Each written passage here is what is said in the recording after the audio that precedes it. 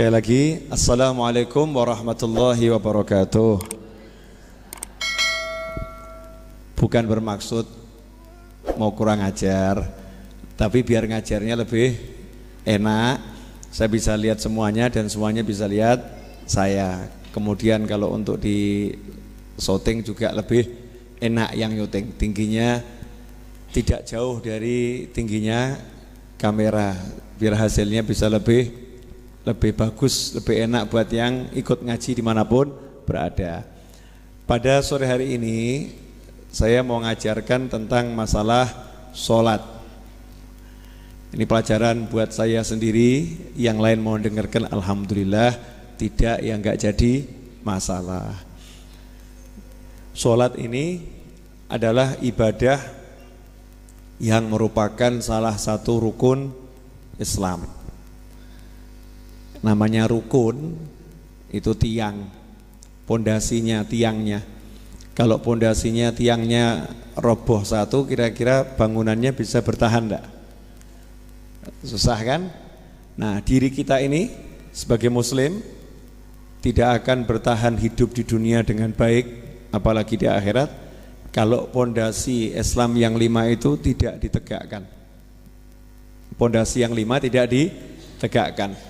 Dari mulai syahadatnya, kemudian sholatnya enggak ditegakkan, maka hidup kita juga akan tidak bisa tegak, mudah roboh, mudah goyah.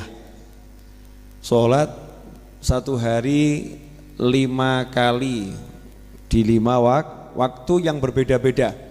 Kalau kita lihat ternyata waktu sholat dari satu waktu ke waktu yang lain itu adalah fase-fase perjalanan waktu 24 jam. Artinya kalau betul kita disiplin tiap waktu yang sudah ditentukan kita sholat dengan baik, maka hidup kita dari satu ke waktu itu akan terjaga. Kalau sampai terjadi hal yang kurang baik, maka sholat berikutnya akan menghapus hal yang kurang baik atau tidak baik yang terjadi sebelum sholat.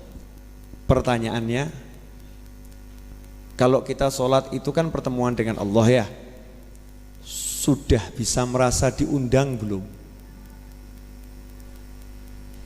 Saya tadi lihat di YouTube, saya sengaja nanti mau saya buat video pendek 1 menit insya Allah. Azan, jadi ada orang-orang yang dengar azan nangis. Dan itu saya lihat seorang non muslim, ya, non muslim itu pergi ke Timur Tengah, naik ke atas, bangunan atas seperti kalau di Raudhah di lantai 3 ya yang terbuka. Pas kebetulan azan tuh, Allahu Akbar, Allahu Akbar. Nah, azannya itu kan satu kota azan. Dia tanya, ini suara apa ini? Karena nggak pernah dengar. Di luar negeri itu kita cari azan terdengar tuh susah ya. Banyak tempat tuh di luar negeri yang azan tidak boleh keluar dari ruangan. Jadi suara azan tuh hanya ada di dalam gedung, tidak boleh keluar. Alhamdulillah di negara yang kita cinta ini semoga terjaga terus sampai kapanpun juga ya. Azan itu mau pakai speaker gedenya seberapapun ya insya Allah tidak jadi masalah. Namanya azan. Nangis dia. Ini suara yang sangat indah. Ya, suara sangat indah. Bahkan seorang aktor film ternama Hollywood yang dia non muslim, dia mengatakan suara terindah yang didengar di Islam di muka bumi ini adalah suara seruan azan. Nah, kita ini sebagai muslim atau muslimah kalau dengar azan merasa itu seruan indah atau seruan yang mengganggu? Allahu Akbar, Allahu Akbar. Matikan TV-nya, azan tuh matikan. Allahu Akbar, Allahu Akbar. Handphonenya lagi keluar suara azan, silent, kecilkan suaranya. Matikan, ganggu. Kita enggak menikmati suara itu, tapi itu seringkali dianggap gangguan. Nah, kalau kita sebagai seorang muslim dengar suara azan terganggu, apa bedanya kita dengan setan yang dalam hadis disebutkan, setan tuh kalau dengar suara azan lari terbirit-birit sambil ngentut. Tut ya. Lari terbirit-birit karena enggak mau dengar suara azan. Lantas bedanya apa kita dengan setan? Ya beda sih beda, tapi bedanya di mana gitu ya? Bedanya di mana? Dengar suara adzan. Nah kalau sehari-hari kita dengar adzan kok belum bisa tersentuh, apalagi sholat. Lawang dengar adzannya aja belum tertarik, apalagi sholat. Makanya orang begitu lahir tidak disuruh ngapa-ngapain, disuruh dengar suara adzan. Mau oek sampai air matamu habis, kamu pokoknya harus dengar suara adzan. Tidak ada butuh susu ya nak, nggak ada. Betul kan? Begitu lahir apa orang tuanya pertama kali ngasih ASI atau ngasih adzan? Adzan. Allahu Akbar, Allahu Akbar. Adzan di telinga kanan dan iqomah di telinga kiri. Nah ini sekarang kita teliti diri kita sendiri. Kalau dengar adzan sudah bisa senang belum? Kalau belum berarti ya penyakit hati kita ini Masya Allah luar biasa. Padahal kita sudah sholat 5 waktu plus yang sunnah. Gini loh Bu, hadirin pemirsa dimanapun Anda berada. Kalau ada surat undangan ke rumah kita, surat undangan itu dari presiden untuk acara pernikahan anaknya. Pak Jokowi mau mantu kelihatannya ya. Nah, misalnya jenengan diundang Pak Jokowi misal gitu, bangga atau enggak bangga? Suratnya ditunjuk-tunjukin orang enggak? Ini loh undangannya, nyampe ke saya, ya kan? Bangga. Nah, sekarang pertanyaan saya, surat undangan itu ditujukan kepada kita dari Allah Ta'ala lewat lisan para muadzin. Lah kita merasa bangga enggak diundang? Diundang ini kita merasa bangga enggak?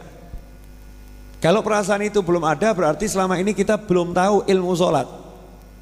Ya ilmu sholat itu belum paham. Ngelakoni sholat tapi nggak tahu hakikatnya, nggak tahu maknanya, nggak tahu keagungannya, apalagi merasakannya gitu ya. Merasakannya susah mau merasakan. Hakikat daripada seruan adzan aja itu kita nggak paham. Makanya nanti mulai maghrib nanti sebentar lagi kan. Kalau kita belum bisa merasakan nikmat, dinikmat-nikmatkan. Oh adzan, Allahu Akbar, diundang Gusti Allah. Allah ngundang saya. Sungguh beruntungnya saya diundang oleh Allah Subhanahu wa Ta'ala. Makanya para muadzin sebagai wakil Allah yang mengundang hamba-hambanya untuk ngadep sama Allah, itu nanti di hari kiamat ketika seluruh manusia tenggelam dengan keringatnya, ya ketika di padang mahsyar itu manusia tenggelam dengan keringatnya, dikatakan para muadzin itu nanti lehernya paling panjang. Jangan dianggap aduh kayak jerapah herek itu ya. Seperti jerapah elek, bukan bentuknya jadi seperti jerapah. Kiasan, para muadzin lehernya akan panjang, artinya para muadzin tidak akan tenggelam. Para muadzin tidak akan tenggelam. Sehingga sampai timbul beda pendapat di kalangan ulama, mana yang lebih utama, muadzin atau imam? Yang adzan atau yang jadi imam? Ada mengatakan tetap imam yang paling utama, tapi ada mengatakan muadzin yang paling utama. Kenapa? Karena imam itu ngimami, yang diimami alias makmum datang gara-gara diundang sama muadzin. Jadi yang ngundang pahalanya lebih banyak. Jelas ibu-ibu? Ya. Nomor satu biar waktunya pendek tapi barokah ya. Saya nggak akan jelaskan cara sholat. Kalau cara sholat insya Allah semua sudah paham. Dan caranya macam-macam sesuai dengan madhab masing-masing. Yang madhabnya Syafi'i begini, Maliki begini. Nah, yang nggak punya madhab terserah dengan nggak punya madhabnya. Ya nggak punya madhab terserah dengan nggak punya madhabnya. Tapi kalau kita mayoritas umat Islam di Indonesia adalah Syafi'i. Ya memang banyak yang bermadhab Syafi'i ini kadang ya nggak mudeng juga. Ya kadang nggak mudeng.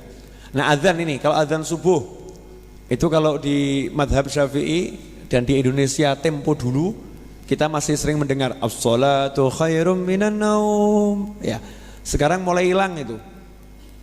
Adzan subuh mulai banyak yang nggak pakai as-salatu khairum minan naum. Padahal kalau jenengan pergi ke Mekah, ke Madinah, setiap masjid subuh adzannya pakai as-salatu khairum minan naum.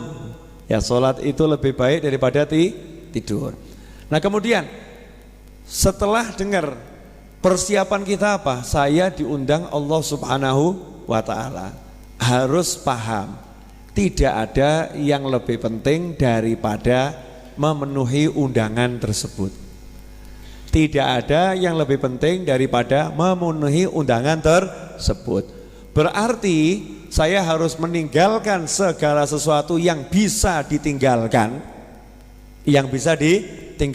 untuk segera memenuhi undangan tersebut. Ya. Nah kalau dokter lagi bedah, jangan maaf ya lagi azan mati pasiennya. Sholat di awal waktu pasiennya mati. Atau ada lagi tamu, ada urusan penting, saya mau sholat di awal waktu ya, nanti dulu nih, terima tamu ya, ditunda beberapa saat sholatnya, itu juga bagian daripada ibadah. Yang penting tidak sampai masuk waktu-waktu yang makruh atau keluar daripada waktunya. Kemudian dandan toh ya, mengerti yang undang siapa? Yang undang Allah Ta'ala. Mau mendatangi undangannya Allah, khudhu zinatakum 'inda kulli masjid. Katanya Allah Ta'ala dalam Al-Quran, pakailah yang terbaik dari pakaian kalian setiap kali kalian sholat. Inda kulli masjid artinya setiap kali kalian sholat. Nah karena kita sholat ngadep Allah Ta'ala, ya kita cari pakaian kita yang terbaik. Kalau hati kita sudah seperti itu, insya Allah sebelum sholat udah seneng. Insya Allah belum sholat udah seneng, udah dandan, udah rapi, udah wangi, udah seger. Mau ngapain? Ngadep Allah. Senang, khusyuk gak usah dibahas. Artinya senang dulu. Makanya Nabi SAW mengatakan, arihna biha ya Bilal, kama qala SAW. Wahai Bilal, jadikan kami bisa istirahat dengan sholat. Roha, jadikan hati kami lapang, senang dengan sholat. Jadi Kanjeng Nabi SAW kalau mau sholat, itu belum sholat udah senang. Dengan sholat jadi tambah senang luar biasa. Berarti sholat itu solusi untuk menghapus sumpek apapun jenis sumpeknya, menghapus kesedihan apapun jenis kesedihannya, menghapus jenis capek apapun capeknya, lelahnya, susahnya. Rahasianya adalah sholat. Ada yang protes, Bib, saya udah sholat tambah kesel, Bib. Udah sholat tambah capek, apalagi kalau imamnya rodok gaya gitu, Bib. Yang dibaca panjang-panjang, capeknya luar biasa. Ya soalnya hatimu nggak ikut sholat, tadi belum senang, dari awal itu belum senang. Saya lihat Masya Allah di YouTube itu ada bapak-bapak tua umurnya kalau nggak salah hampir 100 tahun, tunanetra. Dari rumahnya ke masjid tuh nggak ada yang nuntun. Jadi dia itu beli talinya itu diikatkan di masjid sampai ke rumahnya, ngelewer di jalan. Jadi dia kalau keluar dari rumahnya dia pegang tali tadi untuk nuntun dia ke masjid. Jadi dia jalan sambil megangi talinya nih, terus gitu. Paham ya? Tapi tidak dibentangkan ganggu orang, tidak ditaruh ngelewer, terlentang di jalanan gitu. Kemudian dia jalan sama megang tadi. Tunanetra. Dari semangatnya, senengnya pergi ke masjid untuk sholat. Ya untuk sholat. Nah kalau hati kita udah seperti itu, paham sholat ini paling penting, sholat ini paling utama, sholat ini paling luar biasa, kita yakin pasti tidak ada urusan yang tidak bisa selesai dengan sholat. Semua urusan apapun akan selesai dengan sholat. Makanya Rasul mengajarkan, kalau kamu ngalami suatu, butuh sesuatu, ada urusan apapun, maka hendaknya kamu sholat. Iya. Tapi memang sholat ini setannya paling gede. Apalagi nyuruh sholat istri, dan susah itu. Bagi istri nyuruh sholat suami itu susah itu. Nyuruh sholat anak susah. Kenapa? Wa'mur ahlaka bisolah. Perintahkan anakmu, keluargamu untuk sholat. Setannya langsung mulai ngidik-ngidik istrinya. Wes josok apa salim. Kamu baru sadar aja kok gaya nyuruh-nyuruh istrimu rajin sholat. Udah sana kamu sholat aja yang bener dulu, nggak usah ngurus-ngurus istrimu, dan nggak usah gaya kamu. Biasanya sholatnya juga telat-telat aja kok gaya sekarang ini. Ini mulai setan masuk. Atau ibu ngajak suaminya sholat, ayo pak sholat pak jamaah. Udah siapa jamaah-jamaah, udah nggak usah jamaah-jamaah, sendiri-sendiri aja. Nggak usah repot kelamaan nanti itu ya. Sabar bu, ya sabar bu, sabar juga pak. Punya pasangan hidup yang seperti itu bagian daripada kenikmatan. Loh kok bisa? Iya, berarti ganjarannya nambah, sebab sabarnya nambah. Nah, ini fiqhus sholah, ngerti dulu kita mau ngadep Allah Subhanahu wa ta'ala. Kalau udah seperti itu, Saya mau nanya ini, kalau kita diundang orang kaya raya, baik hati, dermawan, pengertian, penuh kasih sayang, dan bisa menyelesaikan semua problem kita, diundang 1 hari 5 kali, seneng atau enggak seneng? Seneng ya? Dijamu terus loh ya, seneng atau enggak seneng? Senang. Lah kira-kira jamnya kita tunggu enggak itu jam undangannya? Oh ini nanti jam berapa mau ketemu? Jam sekian, ditunggu itu. Nah kita ini sekarang 1 hari 5 waktu dipanggil Allah Ta'ala. Itu waktu demi waktu itu kita enteni atau kebetulan waktunya datang. Oh maghrib, kebetulan masuk waktu maghrib. Oh isya. Kok cepet men ya? Kok cepet banget ya? Atau kita tunggu, kok nggak datang ya maghribnya ya? Kok nggak isya ya? Beda loh ya. Kok nggak subuh ya? Kok nggak zuhur ya? Kok nggak asar ya? Udah kangen nih, udah kangen sama orang. Loh kok cepet betul ya? Baru zuhur sudah asar. Jazakallah khair. Udah asar ya. Lu kok cepet betul? Barusan asarnya kok udah maghrib. Itu berarti kita belum ngarep sholat, belum merindukan sholat. Nah ini gimana caranya biar hati kita seperti itu? Pertanyaannya gitu toh. Bib kalau teorinya udah paham Bib, caranya gimana? Caranya. Mau caranya? Hah? Yakin mau? Nah, nanti mau dikasih nggak diamalkan. Nomor 1, sadar diri, elek. Kita ini orang jelek, dosanya kebanyakan sampai diundang Allah nggak mudeng-mudeng. Jadi hati kita kotornya luar biasa. Jadi jangan pernah merasa hatinya lebih bersih dari orang lain. Jangan melihat-lihat jeleknya orang lain. Dan jangan pernah merendahkan siapapun. Wis aku sing paling elek. Dah. Saya yang butuh minum obat, nggak usah ngurusin obatnya orang lain dulu. Itu dia tuh seharusnya begini, saudara sah kakek ngomong ya awakmu dewi dandanono. Ya kan? Kita perbaiki diri kita sendiri. Kalau kita mau nasihatin orang, nasihatin boleh, tapi nggak usah jelek-jelekin orang atau merendahkan orang atau menghakimi dan menghukumi orang. Nggak usah. Diri kita sendiri jelek kotor. Lah kalau udah tahu sebabnya kotor ya cari obatnya. Obat buat nyikat hati ini apa nih? Jadidu imanakum, perbaruilah iman kalian selalu dengan kalimat la ilaha illallah. Jadi iman itu akan baru kalau kita mau ngucap la ilaha illallah. Pertanyaannya, lah kita ngucapnya udah banyak atau belum? Kurang atau tidak? Yakin kita ini masih sedikit ngucapnya. Kurang banyak. Ya sekarang tiap hari diperbanyak la ilaha illallah, la ilaha illallah, terus diperbanyak. Ya lidah ini diperbanyak ucap la ilaha illallah, la ilaha illallah sebanyak mungkin. Sampai nanti karat-karat di hati itu akan rontok satu persatu. Ini minum obat. Kemudian yang kedua apa? Kumpul sama orang yang rajin sholat. Kumpul sama orang yang rajin sholat. Jangan kumpul sama yang males. Katut, jangan gaya kita, saya mau nulari dia, ketularan. Laisal jarba qurbus salimah walakin as-salimatu tajrabu. Orang sakit gudis, panuan tidak akan sembuh dengan kumpul sama orang yang kulitnya sehat. Betul ya? Tapi orang yang kulitnya sehat kumpul sama panuan gudiken dan kadas kurap, kira-kira ketularan enggak?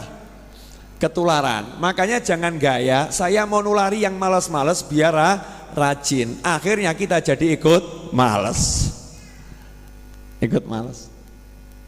Terus gimana? Ya kita perbaiki diri kita dengan kumpul sama orang-orang yang rajin sholat. Susah cari orang yang rajin sholat, gampang. Baca kisah orang-orang yang soleh tentang sholatnya bagaimana. Seperti Sayyidina Ali Zainal Abidin, 1 hari sholat sunnah 1000 rakaat. Iya itu ya. 1 hari sholat sunnah 1000 rakaat.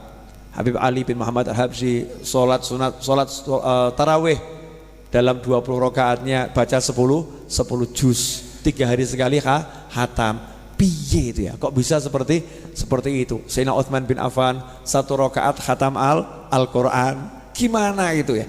Baca cerita-cerita itu. Nanti kalau udah malas baca lagi. Makanya kumpulkan tuh kisah orang-orang yang rajin sholat. Ya kisah orang-orang yang rajin sholat. Kita biar ngerti. Nah, kalau pas malesnya datang, kan males tidak selalu ya. Nanti malesnya datang, baca itu. Satu, perbanyak la ilaha illallah, dan obat-obat hati dari zikir jenisnya sholawat, istighfar dan lain sebagainya. Itu obat yang harus ditelan tiap hari, karena dosa kita banyaknya luar biasa. Yang kedua, kumpul sama orang yang rajin sholat. Ya, yang ketiga, cari partner, cari teman. Gini Bu, siapa di sini yang diet? Ada enggak? Enggak usah ngomong, ada ya? Para pemirsa dimanapun Anda berada yang lagi diet, enggak usah ngomong. Diet itu kalau jalan sendiri lebih banyak gagalnya daripada berhasilnya, betul kan? Tapi kalau diet pakai grup diet, saling mengingatkan, saling mendukung, maka nanti insya Allah dietnya itu lebih bertahan lama ya, lebih bertahan lama dan insya Allah berhasil. Partner, jenengan jalan pagi, biasanya kalau sendiri males. Tapi kalau ada yang nemeni, janjian sama temennya, ayo kita jalan bareng ya, biasanya lebih semangat.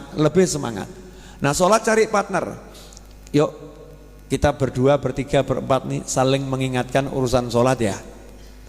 Kalau mau sholat ajak-ajak, ayo sholat yuk, udah sholat belum? Ayo saya tunggu, yuk kamu jamaah, ayo ini bareng-bareng gitu. Nanti kalau bareng-bareng seperti itu, maka setan malesnya mudah dikalahkan. Karena setan itu kalau berhadapan dengan sekelompok muslim bersatu, maka setannya kalah, muslimnya yang menang. Yadullah alal jamaah, pertolongan Allah berada dalam persatuan, perkumpulan dan kebersamaan. Berarti tinggal sekarang kita cari. Ibu kan punya mantu misalnya, punya anak ya, punya suami, punya pembantu, ya tinggal dimanfaatkan. Pokoknya nanti sholat berjamaah. Saya mau sholat di masjid Bu, pulang dari masjid jamaah sama saya. Kan sudah sholat, gak jadi masalah. Siapa yang larang? Gak ada yang larang. Bagus, itu namanya sodako. Pokoknya jamaah lagi, dan jamaah lagi. Ya, jamaah lagi, dan jamaah lagi, dan jamaah terus.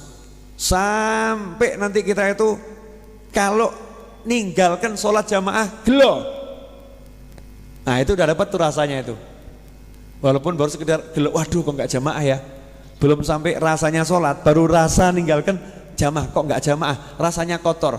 Wah, sholat saya sendiri sepertinya nggak sholat saya nih. Sholat izin ini kayaknya kok ora sholat. Kalau nggak jamaah itu buat saya rasanya belum sholat. Kalau udah begitu, maka naik ini makom sholat kita. Nah, ibu-ibu dan pemirsa dimanapun Anda berada, jadi inti dari pengajian sore hari ini, saya mengingatkan diri saya sendiri dan semuanya untuk dandani sholat. Siap atau nggak siap? Siap. Nomor satu, yang punya duit beli ruko yang bagus ya. Jangan kalau ruko yang KW 10, kalau baju yang merek-merek. Setuju? Yakin. Nah, nanti ke Klewer tanya, yang paling murah mana nih rukonya? Ruko yang bagus bahannya, pantes dipakai, dilihat juga enak. Siap Bu ya? Nah, terus sajadah buat sholat.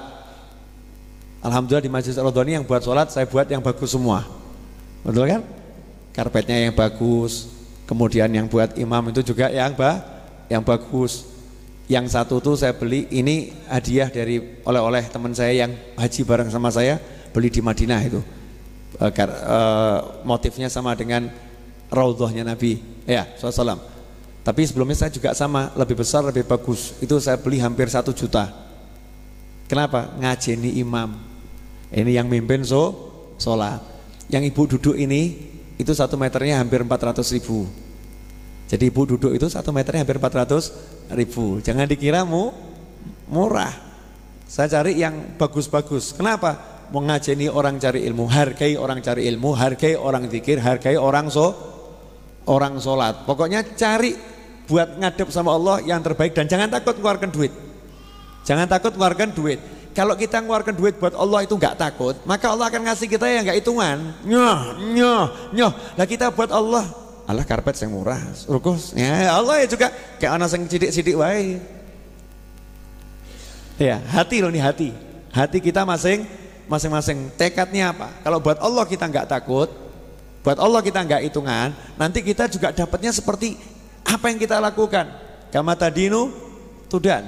Dapatnya seperti yang kita lakukan, sesuai dengan sikap hati kita masing-masing. Ibu-ibu sekalian yang dimuliakan Allah Ta'ala, pengalaman saya kemarin di Mekah dan Madinah itu yang menarik, sholat 5 waktu itu ya, sholat 5 waktu. Kalau lihat orang berangkat ke Masjidil Haram, Masjid Nabawi itu ya, berangkatnya itu jalannya nggak ada yang jalan pelan-pelan. Tapi tidak lari, kalau lari juga nggak boleh kan ya, datang ke sholat dengan sakinah wal waqar. Tapi jalannya semangat, kelihatan orang yang semangat, seneng gitu loh. Berangkat ke masjid seneng. Kalau orang kepeksokan rada keseret-seret gitu ya. Ini sama wajah itu wajah seneng semua. Berangkatnya dengan senang hati. Nah ini yang paling minimal, yuk kita berusaha merubah diri kita. Ini ntar lagi kan adzan maghrib nih. Kita nanti masuk maghrib dengan hati yang senang. Oh alhamdulillah mau sholat maghrib, alhamdulillah mau sholat isya, alhamdulillah subuh kebablasan. Maghrib isya beres, subuh bablas, ya udah, sudah 2-nya bagus, besok subuhnya berikutnya didandani. Jangan putus asa, namanya setan itu macam-macam kok ya, setan macam, jangan putus asa. Kalau mau memperbaiki hidup, awali dengan memperbaiki sholat. Ya, perbaiki hidupmu dengan memperbaiki sholatmu, memperbaiki sholat pasangan hidupmu, memperbaiki sholat anak keturunanmu, memperbaiki sholat orang-orang yang engkau bertanggung jawab, karyawanmu, ya kan, pembantu rumah tanggamu, perbaiki sholatnya. Kalau rumah itu sholatnya dijaga, sholatnya betul-betul ditegakkan, maka rumah itu akan betul-betul mendapatkan barokah yang luar biasa. Insya Allah ini dulu yang bisa saya sampaikan. 5:15 menit, Rabu depan insya Allah bisa tepat jam 5 selesai. Ini kan baru mulai ya, nanti mulainya tadi sudah mulainya lebih awal, berakhirnya yang belum awal ya, jam setengah saya harapkan nanti jam setengah 4 bisa mulai, kemudian jam 4:15 ngajinya udah selesai. Jadi nggak usah nunggu orang, walaupun 1 orang dimulai, makanya gurunya harus datang lebih awal, asarnya di Raudhah nanti gurunya. Kemudian jam 4 jam 4:15 selesai, 4:15 saya ngajar sampai jam 5. Nanti insya Allah bisa dapatnya wareg dan pulangnya lebih awal. Terima kasih, semoga barokah manfaat. Mohon maaf. Wassalamualaikum warahmatullahi wabarakatuh. A'udzu billahi minasy syaithanir rajim. Bismillahirrahmanirrahim. Wal 'asri innal insana lafi khusrin illa alladhina amanu wa 'amilus salihati wa tawasaw bil haqqi wa tawasaw bis sabr. Shadaqallahul 'azim.